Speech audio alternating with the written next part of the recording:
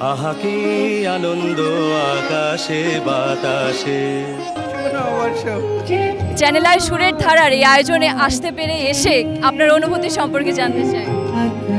Channel আইয়ের এই সুরের ধারার এই অনুষ্ঠান, এটি তো এখন একেবারে আমাদের বর্ষবরণ মানেই তার একটা নিয়মিত একটা অনুষঙ্গ।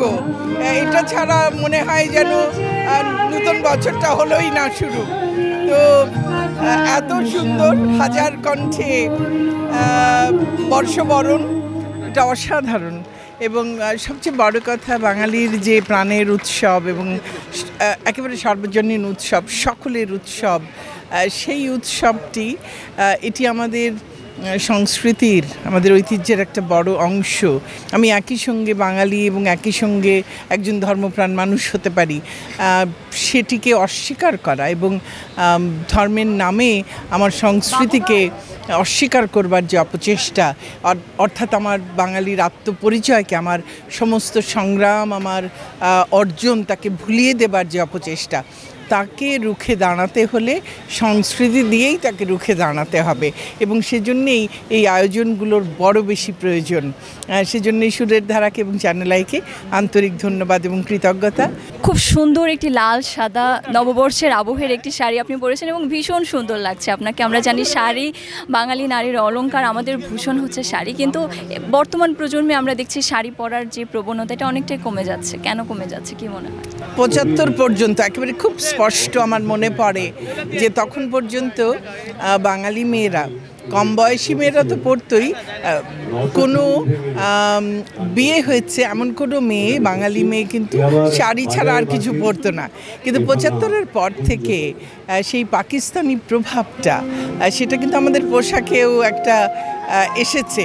তবে যারা সালোয়ার কামিজ পরছেন তারা যে সবাই পাকিস্তানি প্রভাব পড়ছেন তা নয়। গোড়াতে যারা শুরু করেছিলেন 75-এর পরে, তারা সেই প্রভাবে শুরু করেছিলেন। কিন্তু তারপরে এখন পুরো আমাদের এই পুরো উপমহাদেশেই সালোয়ার কামিজ একটি খুবই জনপ্রিয় একটি পোশাক। সালোয়ার কামিজ ছাড়াও আমরা দেখছি ওয়েস্টার্নের দিকেও পাশ্চাত্যেরও অনেক পোশাক পরে, কিন্তু সারা দেশে দেখলে পাশ্চাত্যের চাইতে তো সালোয়ার কামিজ বেশি। তো যে যেই পোশাকই পরুক সেটি সমস্যা নয়, পরতেই পারে। একটি একেবারে ব্যক্তিগত পছন্দ অপছন্দের বিষয়। তবে নিজস্ব সংস্কৃতি, তাকে ধরে রাখা, সেটার প্রত্যেক প্রজন্মের জন্যেই সেটা একটা জরুরি বিষয়।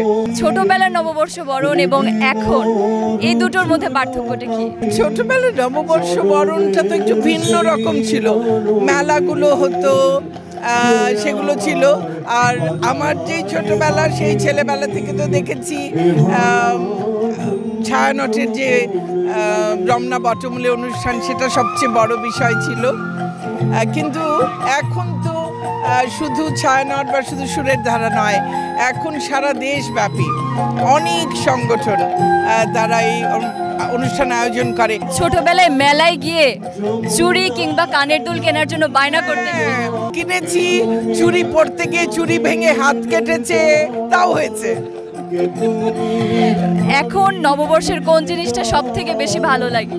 যখন বিশেষ বিশেষ দিনে হলেও বাঙালি আবার এক হয়ে ওঠে, একসঙ্গে হয়ে ওঠে, সেটা দারুণ উপভোগ করি।